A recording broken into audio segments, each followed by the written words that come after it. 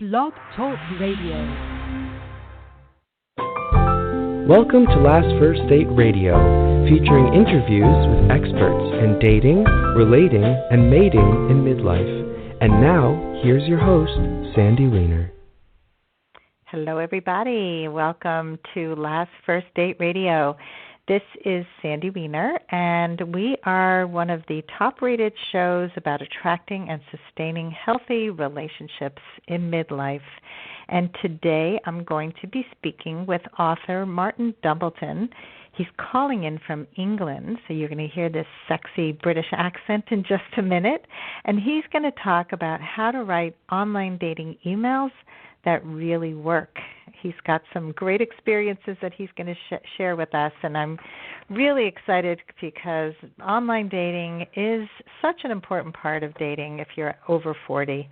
I run a Facebook group called Your Last First Date, and in that group we have about 1,500 members now of single women over 40, and oh boy, the stories that people tell about online dating and why it doesn't work and why their messages aren't getting answered. And I am sure that Martin is going to share some really great tips on how to write clever responses, who to message, how to message, and we'll hear some of his own personal stories, which is the best part. So love doesn't just happen to people who are lucky. Love happens to people who are really confident of about who they are. They are people who are in touch with their authentic selves. And so you really need to know who you are, know what your standards are, know how to communicate them with grace, with ease, know how to set clear boundaries. We just started a boundaries course, started this past Sunday. If anybody's still interested, we still have a few spots open. Just send an email to sandy@lastfirstdate.com, and I'll make sure you get in. We have weekly phone calls. This course is jam-packed with incredible information on how to set clear boundaries in dating and relationships, and how to identify toxic relationships and identify red flags early on, all kinds of amazing information that is really critical to having healthy relationships. And every week I bring you a tip on how to be a woman of value. And this week's tip is tip number 1, which is communicate clearly and graciously. So like I just said, it is so important to know what you want, know what you need, and communicate it as clearly as possible. Don't hold it in. Don't wait until you implode. Just say it. Say it kindly. Say it in a nice way that somebody can hear, but please be open and communicate your wants and needs, because people can't read your mind. So I want you to know that the private Facebook group that I just spoke about, Your Last First Date, is free. It's growing every day. I think we got about 50 requests today, which was a little overwhelming, but we have amazing members, and I would love for you to come if you would like some support and you're a woman over 40. Sorry, Martin, you're not a woman over 40. But you just have to go to Facebook and go to Your Last First Date. All right, so my special guest is Martin Dumbleton, and he started Internet dating after he was divorced. He would sometimes find a girlfriend and stop dating online, but then he'd start again after he'd been dumped. So many of the women told him that he was funny. He was a funny writer, that he began to collect all of his dialogues and all of his messaging. And after 5 years of on and off dating, he looked at all the material and he realized there was enough to write a book. And that's just what he did. So everything in the book is based on exchanges with real women, and the identities have been changed to protect the innocent. So we're going to talk to Martin now and find out how to write online dating emails that really work. Hey, Martin. Hi, Sandy. How are you? I am great. How are you on the other side of the pond? Well, excited to talk to you. I have to say this is the closest I've ever been to America.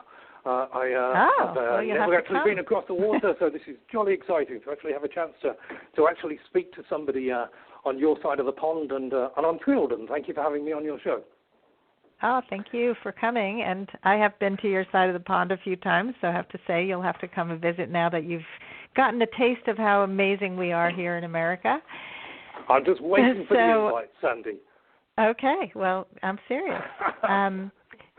So let's talk about the online dating process.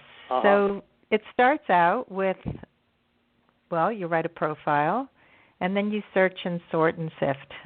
So was your profile really funny? Like, did you bring your humor into your profile? Yeah, I think it's very important that you write a good profile. Obviously, that's what the women are going to be looking at. That's going to be what guides their choices of whether they want to write to you or not. So I think there'd be two things I would advise you to have. One would be humorous, and the other one would be to have opinions. And I can offer you maybe a few examples from profiles that I've done this sort of thing with. All women say they want a good sense of humor. And I do a bit of running, Sandy. I'm quite a bit of a jogger and things. So one of my profiles said this. It said, my run chum is very sweet, but every now and then he blasts off as if he's just being kind, and he could probably win it. He's taller than the Kenyans, and judging from where the height of his head is breathing in the air, I suspect you can call it altitude training. But he can see over the trees and warn of approaching cars, so I'm sticking with him. And he has a stopwatch. That's really cool. I have a stopped watch, but that's not quite the same. So that's an example of the sort of humor you can throw into a profile. Something else that I think is really useful to have is an opinion. If you can express a thought, an idea, which can arouse a woman's interests, or if it's vice versa, if it's a woman writing a man's interest. And knowing that I was coming on your show today, I thought, what if I can write an opinion about something that's going on in America at the moment? And so I went on the website of the Washington Post this morning. And I don't know whether you've noticed, Sandy, but in America at the moment, bears are causing a bit of a problem. Bears are sort of attacking people and eating people. So if I was writing my profile in America today, I might add something like this. It might go, black bears in Colorado seem to be getting bolder, trying to drag campers out of their tents to eat them. It's a delicate balance. Who matters more, the campers or the bears? Can we blame the bears if they're hungry? If I swim in the sea and get eaten by a shark, it's my bad luck. I enter the sea at my own risk. Perhaps the campers have to have a que sera attitude when sleeping under the stars in the bear's kingdom. So that's an opinion that's not particularly political.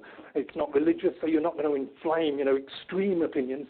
But it's just I've thrown something out there as a line of thought. It's a line of debate, and I'm now inviting women to come back and respond to me. I'm sure some of your listeners might.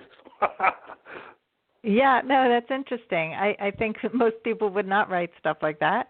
But I like that, first of all, you took the time to be current and also to be a little different, because most people are having opinions about politics and they're very quick to say what doesn't work for them. But what you're doing is opening a conversation in a clever way. And I think that's good. I also like people with opinions. I don't like somebody who's just going to agree with me. Oh, you like that? Me too. Oh, yeah. Well, yeah, I did that too. Woo-hoo, we have so much in common. Yeah, well, the danger of politics, of course, is that it can be so polemical, can't it, Sandy? And we can be on one side of the fence or another side of the fence. It's difficult to be, too polemic about black bears eating campers in Colorado. Obviously nobody wants it. Somebody's going to say we should have a coloured black bears. The black bear and conservationists will probably say we need to colour the campers. So there'll be various things, but it's a kind of a good-humoured and low-temperatured kind of conversation that you're having with those people. So we're not going to inflame opinions too much. I don't think with those. It's a safe area to go to. Yeah, I think you don't want to get too inflamed. And also because you don't know each other yet. It's okay to have those kinds of conversations when you know somebody. It could be fun to have a heated discussion as long as it doesn't get nasty and disrespectful. But so you're saying that you would put this in your profile or in a message? Which would you do? No, I would probably put that actually in the profile. That sort of thing, just because that invites people in. The messages are sort of somewhat difficult. I mean, one of the first things you've got to do is if you're going to try and start to write messages to women, you have to read her profile really carefully. There's a lot of profiles, of course, that are somewhat similar.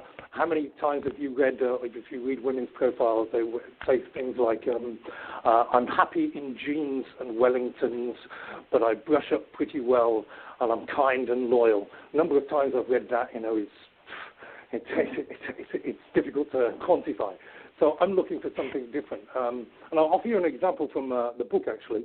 There was a woman that was talking about her children.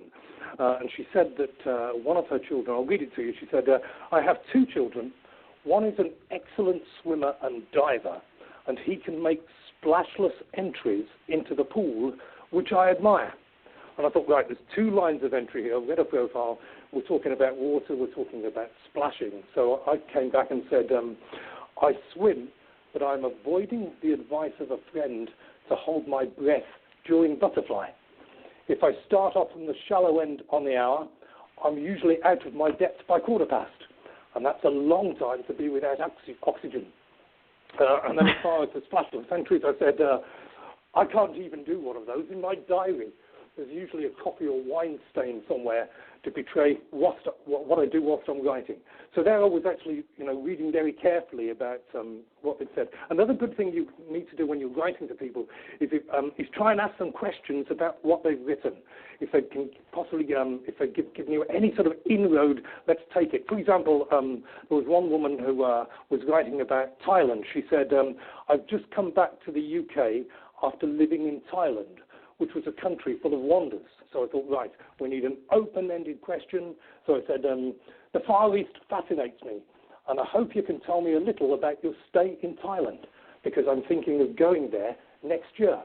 And that was a lie. I actually wasn't thinking of going there next year, but I thought, well, let's just get her opening up on Thailand, and at least that way she's engaging perhaps in what is, after all, everybody's favourite subject, which is themselves. You're getting her to talk about herself, and she's really happy about that, and it's going to open her up. Another thing you could do is expose a little of vulnerability. I think everybody we don't want to think that our people that are talking to us are perfect. 100% people. We like to see that they've got their flaws and things. So I found a humorous one. A woman was talking about the fact that she enjoyed paddling in a canoe. And so I said, I need to start with an apology. I'm rather poor in a canoe. Whether this is because one arm is stronger than the other, I'm not sure. But I go around in circles a lot. People watching think I have a fascination with a particular fish lurking beneath the surface. But it's my unequal arms to blame. So there's a bit of self-deprecation, Sandy, which I'd like to think is endearing. So those three things: reading profiles, seeing inroads into them, seeing if you can find open-ended questions to ask them, and then trying to be poking fun at yourself are ways to certainly disarm your readers, I think. Yeah, that's really good advice. So, what I'm hearing is that you have a clever way with words, and I think a lot of listeners are going to think, well, I'm not that clever. So what advice do you have for people who can't come up with, they're not such wordsmiths? I think just being themselves, even if they can't necessarily be quite so articulate, and maybe they haven't, they're not quite so used to writing. Most people have still got imaginations and they've still got brains, and they can. And it's not live. They're not doing this, off the cuff. They could just take time to formulate your opinions. And I think most people will be surprised how, if they just sit down and begin to think, well, what can I say to this person? What do I know about this subject that they've written to? For example, swimming. If I ask you to, offer some opinions on swimming, initially you might go, oh, I don't know.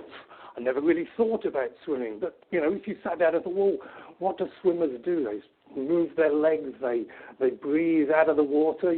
There's lots of things that you could, aspects of swimming that you could possibly explore. And I don't think you need to have a huge writing skill. You just need to spend a little bit of time cogitating on on whatever that person has written could mean to you. Yeah. Yeah, I agree. I think people have to think a little outside the box because people tend to be very generic in messaging, and it's not appealing. I mean, a lot of the messages I get online are "Hi," or "You're pretty," or I mean, it's just thank you. I don't get so many of those, Sandy, I have to say. Not so you don't many get the pretty ones? They don't tell me I'm pretty, no. After they've looked at my profile pictures, that's not a comment that I get very much, I'm sorry to say. There you go. I don't know that you want to be called pretty, by the way. No, I don't. Handsome will be all right, but unfortunately I lost my hair a long time ago, Sandy. Well, I can't hair isn't everything. One thing I've learned at this age is that we have to course correct for, being that much older from the time we dated in our 20s. People don't look the same, and we don't look the same. No, I look in the mirror and think, how did I look at pictures of me from 18, and I had as much hair on my head as I had underneath my chin, and now there's none anywhere. And you think, what happened? Where did it go? Yep. I don't know, Sandy. Things shift. Age took it away. I tend to think aging is kinder to women. Men lose their hair and they get sort of and they get cauliflowers sprouting out of their ears. And I think aging is pretty unkind to men. Women seem to grow old far more. Certainly, the women that you're speaking to on your show seem to be growing old far more gracefully than I did. Well, I think it's just a matter of women take a lot more time, maybe going for beauty treatments and spending time on their clothes, money on clothes and. But anyway, I do think that we all have to just love ourselves for who we are now, and the experience that we have has really made us into pretty amazing people. I mean, I like dating much better at this age than I did in my 20s because I know what I'm doing, and I enjoy being able to speak up and to show up and to connect with men in a much deeper way than I was able to when I was younger. And possibly far more assertive now, Sandy, than you were when you were 20, because you've grown in confidence and you feel that you have a sense of ownership of yourself now in a way that perhaps you didn't do back in your 20s.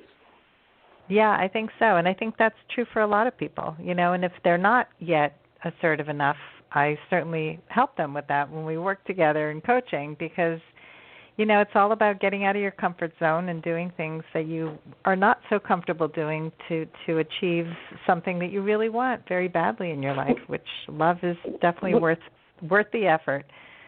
And I think you have to also acknowledge, it's a kind of comfort to us as daters, that when we meet somebody for the very first time, we're not the only one that's feeling uncomfortable. That other person is also feeling that same experience, that lack of certainty, that lack of surety. What's going to happen? Which way is it going to go? Is it going to be a big success? Is it going to be a terrible disaster? And I've had a good few of those. And there's no way of knowing. I mean, another useful piece of advice I would suggest to your listeners is that emailing is not enough. I did this once with one woman and had only emailed her, and then we agreed to have a date together without, first of all, speaking on the telephone. And it was a total disaster. It was like instantaneous mutual repulsion, which we held for one another. And then we had to sit there for a couple of hours as we sort of went through the pretense of getting along nicely when it was quite clear that both of us wanted to be somewhere else. So, and I think one of the ways that you can get a sense for what a person is like is just to speak to them on the telephone. And perhaps the progression might go an email through the dating site, an email outside the dating site, a telephone call, perhaps even then a chance to Skype them and actually have some sort of video conferencing call with them before you finally meet. And if you take those stages, then I think at any point in that, of course, you can withdraw, you can pull the plug and go, I don't think this is going to it's not going to work out quite the way I see it. But if each of those stages and those steps is comfortable for you, then that's a really great progression if we get to the top step, that is. Yeah, and I had a similar situation when I first started dating online where I fell in love with somebody over the phone. not just through email, but it started with a phone call that lasted 3 hours, and then we spoke every Oh, single day yeah. for like 5 days. We were talking about marriage. I mean, this is like insane. And I knew nothing. I was totally vulnerable and not very well versed in how people, really connect. And I was totally repulsed by him in person. I mean, he was not with me. So that at least you had mutual repulsion. I have to say that was to your advantage. But I don't think I lasted an hour. I really. Go on, sorry. No, I couldn't even be in the same space with him, and it was just like, wow. I call it. I really use the metaphor of like a balloon that you pop the balloon, like that balloon was just like filled with so much air and so much expectation and anticipation, and then boom, bang, totally and done. Down it went. Yeah. Oh, how did, yeah. What were you going to say? One of the I was going to say that in the book at one stage I do find love, and I found it very much through the phone calls. That there was this woman who, the one who was in Thailand, actually, that particular woman. We started off with a few emails, and then I said to her, "Go on, phone me, I dare you." And she did pick up the phone, and we chatted, for an hour the first night, and then 3 hours the next night, and very much like the situation you're describing. But when we did eventually meet, we got on like an absolute house on fire. It was like we'd known each other for years, so we didn't have the shock that you had. So, but alas, have a happy ending.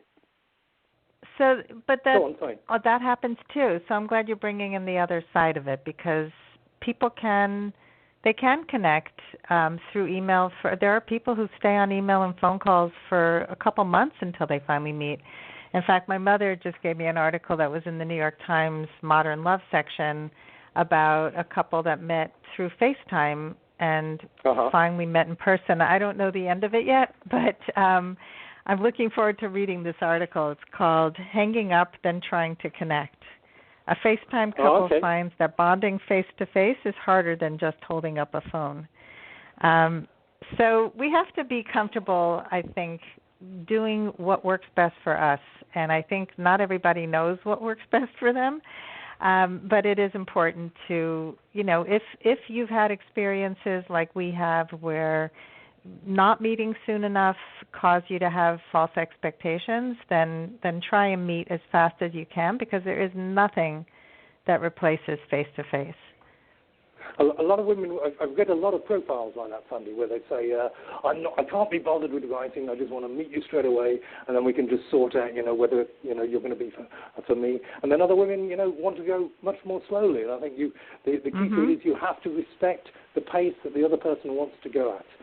And if you try to push it either, if you try to go faster than the other person wants to go, they're just going to be sort of moving away from you. So if you want somebody to come towards you, you've got to try and read how fast they go. And you can gauge that pretty easily by the warmth of the emails you get back. Somebody, one of the ones that I used to get a lot, actually still do, is one that goes, "I'm sorry, but you live too far away." And in fact, I don't quite actually live in a place called England. I live in a country just next door called Wales. And in Wales, we've got an awful lot of mountains and sea, but we don't have quite so many people, and we have an awful lot of sheep. So I think possibly when they said you live too far away, they actually meant it. I really did. So you just have to respect these things. Yeah, well, sorry about that. I had a feeling you didn't live in England, and I sorry I messed that up. But unless you're into dating sheep, that's going to be a problem. But yeah, I'm not into dating sheep. No. Eating lamb occasionally. You could put that in your profile. Actually, it could be kind of funny. I would attract some very strange women, Sandy, if I did that. I don't think I'm going to do that one. You can talk. You can use the word "you," EWE. I'd like to date you. Oh yeah, good. Yeah. Yeah. Okay. Yeah, okay. Anyway, enough sheep jokes. So tell us really quickly some of the other key lessons that you learned. So you mentioned about dates that you want to meet as soon as possible. Emailing is not enough. What are some of the other really important lessons you learned along the way? The big lessons. You have to stop second guessing what is going on in the woman's mind and in her life. And if she doesn't write to you It could be because she's met somebody else. It could be because she's just busy. It could be that she's changed her mind. Maybe she's gone back to her husband. There's lots of possible reasons why. So I think we get very anxious when we're trying to get involved with people. Why haven't they written to us? Why haven't they communicated? And I think we just have to step back and go, well, we've no idea what's going on in their lives. You know, they might have had a bereavement. Who knows what's going on? So be far more relaxed about it and perhaps less engaged in the concern. I think that would be one big lesson. And then also I think not to take it personally. If somebody turns around and says, look, you're not for me, I'm sorry, I don't think we're quite a good match, and I've had that more times than I care to count, then just accept that there are many people who, it's a huge sea. It's a massive sea in which all these fish are swimming around, and some of our perfect ideal, fellow fish might be on the other side of the Atlantic for all we know, or they might be right next door to us with no idea. So you just have to be really relaxed about it and kind of philosophical and go, well, that one didn't work out, but back we go. We jump back in again, and who knows, there might be, there's a website, isn't there, plenty of fish in the sea, and you do that. Mm-hmm. So plenty of fish, right? Don't take it personally, and stop trying to get inside the other person's head, because you're never going to do it. I could not agree with you more. One of my free giveaways on my website is Why Did He Disappear? It's about the top 10 reasons why men disappear, and it's really, we have no idea. We have no idea why people disappear. Sometimes it is something that we do or say that we need to really look at. Are we doing things that are offensive? Some of the points I have are really to look within, but most of the time it's just random, and it has nothing to do with you. And it's not, you'll never know the answer if you just stay in your head. So it's important to just keep moving on and not beat yourself up. Yeah, exactly. Move on, close that door and open another one, and there you go. Anyway, we needed to talk about these books, didn't we? Thinking about sort of things I was just going to bring that up. Yeah. Oh, great. Okay. Yeah. So talk to us about that. Okay, great. Thank you. I had this idea that I've ordered some of the hard copies of my book that have arrived here, and I had this idea that for your listeners, I'd like to run a little competition, if that's okay with you. And all I wanted them to do was to send me an email with the title in it, Sandy. And I'm going to close this competition at 11:59 p.m. Eastern Standard Time on the 16th of July. And 5 lucky winners will get a signed copy of the book that I'll post to them from Wales. And the email address, if I give it to you now, is martindumbleton@yandex.com. So if your listeners want to say hello to me, Martin Dumbleton, yandex.com, put Sandy in the title, then we're going to get one of those random selectors off the internet after next weekend to pick out 5 winners. Then it'd be what a thrill to be able to send some books across. And I'll be putting this in the show notes, so I appreciate the offer. And Yandex is yandex.com for anybody who's not familiar with. Yeah, that's not a familiar company to people over here. Martin with an I, yes. Not with a Y. Mm-hmm. That's it. Okay. And what's the name of the book? I don't think we even mentioned the name of the book. Oh, golly gosh. The name of the book is I'm Willing to Lie About How We Met. Dating Dialogue with Martin Dumbleton. So if they're unlucky enough not to win, they can find it on Amazon. It's there. I'm Willing to Lie About How We Met. Love it. So thank you so much, Martin, for coming on the show today and for giving us some food for thought. It's been a real thrill. I wish I could be there. Tell me what the show finishes in a couple of minutes. There's an aeroplane leaving Manchester Airport in about 2 hours' time. What time do you get off tonight? That was a joke. Come on over. We're having a live workshop on online dating soon. You can come and lead part of it. That would be fun. Sandy, thank you for having me on your show.